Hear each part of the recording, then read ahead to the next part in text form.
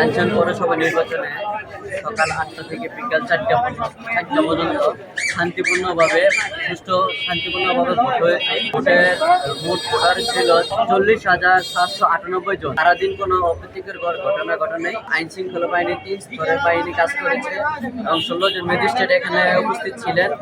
বিভিন্ন কেন্দ্রে একজন করে ম্যাজিস্ট্রেট উপস্থিত ছিলেন এবং সারাদিন কোনো ধরনের কোনো অপ্রীতিকর ঘটনা ঘটেনি। আমার বাজনে দাঁড়াচ্ছে, আমার ভাই দাঁড়াচ্ছে।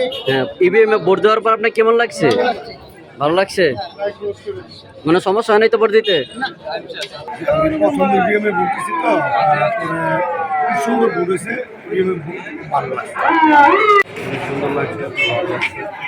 ভোট দিতে কোনো সমস্যা হয়েছে আপনার?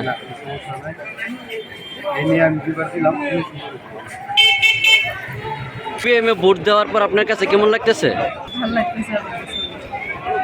অনেক সহজ, আচ্ছা, বুঝতে পারে জিনিসটা, ছবিগুলো বেশি ওটার মধ্যে চাপ দেওয়া মানে অনেক সহজ। ইভিএম এ ভোট দিতে আপনার কোনো সমস্যা হয়েছে? না না, আগেও দিছি, এখনো মানে মানে এটার প্রতি ইয়ে আছে আর কি, মানে অভিজ্ঞতা আছে। আগেও দিছি, এখন আবার দিলাম, ভালো লাগলো।